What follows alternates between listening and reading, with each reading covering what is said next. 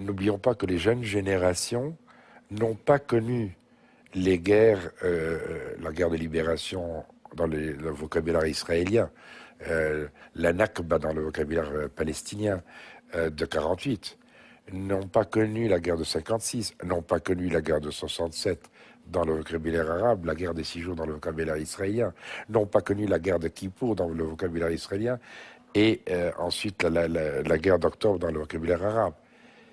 Ils ont peut-être connu 82, les raisins de la colère, c'est-à-dire l'invasion du Liban par l'armée israélienne, mais c'était déjà une guerre politique. Ils ont peut-être connu l'intifada de 87, puis la seconde de 2000, mais elles étaient fondamentalement différentes, échappant à l'autorité elle-même du Fatah, de l'OLP, à l'autorité palestinienne aujourd'hui. Israël aujourd'hui a certainement une domination stratégique, une domination militaire, une domination technologique et une domination économique. Je vous donne un chiffre, vous comprendrez. En 64, le PNB libanais était égal au PNB israélien. En 92 déjà, au lendemain de la guerre du Golfe, le PNB israélien était le double des PNB libano-syro-jordano-palestiniens. Aujourd'hui, c'est le triple. Donc, ces dominations-là donnent une sécurité certaine à Israël. Mais elles ne lui donnent pas la sécurité politique.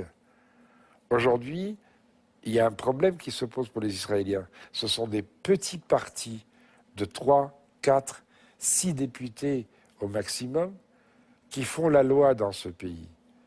Et il y a un sentiment d'inégalité qui se développe, notamment les partis religieux qui refusent que leurs membres, leurs adhérents fassent le service militaire, sous prétexte qu'ils se consacrent à la religion, qui ont des subventions de l'éducation nationale israélienne, mais sans respecter le programme du ministère de l'Éducation nationale, etc., etc. Il y a aussi un sentiment, j'allais dire, identitaire, qui se joue en Israël, comme il se joue dans le reste des pays arabes. Et donc, il y a un vrai problème aujourd'hui au sein de la société israélienne. Alors, ça c'est pour la société israélienne. Revenons à la... Politique. Oui, pas de la politique, mais le rapport de force entre Palestiniens, parce que ça a été quand même quelque chose comme objectif de l'opération Plomb Durci. Il n'y a pas de rapport de force. Est-ce que ça a modifié le rapport entre le Hamas et le Fatah? Je ne crois pas. Il y a une seule chose qui modifie aujourd'hui le rapport entre le Hamas et le Fatah, c'est la réussite du Premier ministre Fayyad à Ramallah. C'est-à-dire qu'il a nettement amélioré à la fois le pouvoir d'achat et la situation économique des Palestiniens en Cisjordanie. Ça veut dire qu'il y a une radicalisation au niveau des Palestiniens? Du côté de Gaza, oui, certainement.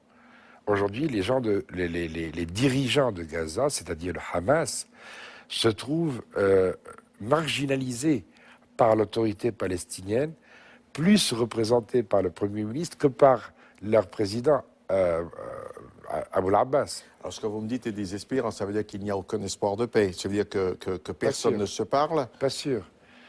Pas sûr. Aujourd'hui, la seule manière de sortir de l'impasse? De l'impasse. C'est-à-dire qu'il y a une impasse. Oui, on a commencé par le dire. Il y a une impasse apparente, en tout cas. Mais n'oublions pas que le Hamas n'est plus armé que par l'Iran. Et aujourd'hui, l'Iran est dans une situation telle que le régime lui-même commence à connaître un certain déclin. On attend le 11 février pour savoir si les manifestants qui manifestent depuis le 12 juin, qui au départ étaient des lettrés, des étudiants, des médecins, des ingénieurs, des avocats, sont aujourd'hui rejoints par des paysans, des ouvriers, c'est-à-dire ceux qui ont voté pour Ahmadinejad. Donc, la répression du régime iranien, la radicalisation du régime iranien n'est pas payante puisque les manifestants continuent à manifester. Et aujourd'hui, il y a certainement une question qui se pose. Est-ce que l'Iran a toujours les moyens de financer, d'armer le Hamas? Et le Hamas se sent marginalisé. Est-ce qu'on ne peut pas dire qu'il y a une espèce de, pardon de cette expression populaire, de jeu de bunto, c'est-à-dire qu'on amuse un petit peu la galerie de façon tragique avec... Oui, comme vous dites, c'est cynique, c'est affreux de le dire. Mais en même temps, vous avez un rapprochement aujourd'hui entre l'Iran et les États-Unis qui est un rapprochement réel. Ils en sont à leur 4e réunion depuis le 1er octobre 2009. Cela veut dire que, est-ce que le Hamas ne sera pas sacrifié par l'Iran pour les intérêts iraniens avec les États-Unis? Première question. Deuxième question, si l'Iran n'a plus d'armes, s'il est enfermé d'un côté par l'Égypte, de l'autre par Israël, quel est le destin du Hamas à ce moment-là? C'est de s'entendre tout au moins avec l'autorité palestinienne. Or, la seule façon de s'entendre, c'est de s'asseoir sur la table des négociations. Alors, parlons de négociations. On dit souvent, beaucoup de commentateurs disent qu'il y a des relations secrètes, des pourparlers, des discussions non avouées entre Israéliens et Palestiniens. Oui, à quel niveau? Au niveau sécuritaire.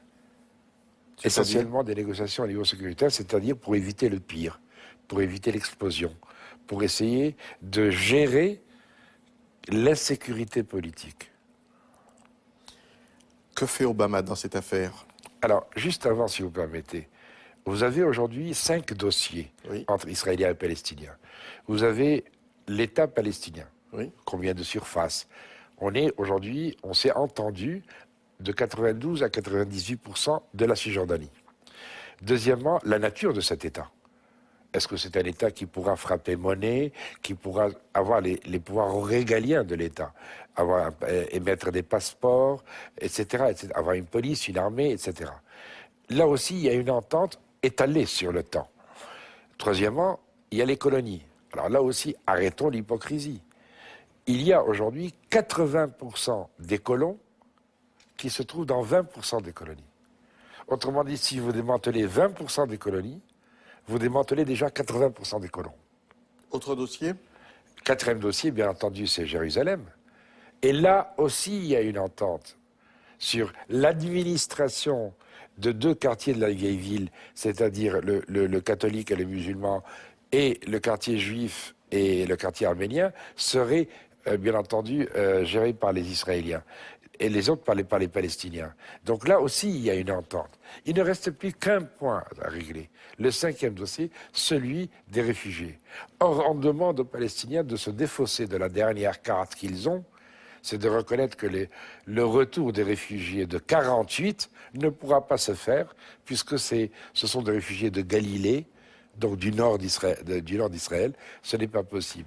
Donc là, on est encore dans ce jeu de la souris et du chat, qui malheureusement n'est pas encore réglé. Alors, on termine en disant espoir de paix ou bien désespoir total? Oui, Obama est le premier président qui a chargé à M. Proche-Orient de travailler dès le début de son premier mandat. Il se trouve que M. George Mitchell, de père irlandais et de mère libanaise, de la famille Saad, du sud Liban, George Mitchell parle arabe. George Mitchell a réglé le problème irlandais. Il a avoué lui-même, j'ai fait 884 réunions, une seule a réussi. Il en est aujourd'hui à peine 30 réunions au Proche-Orient. Il a encore du temps.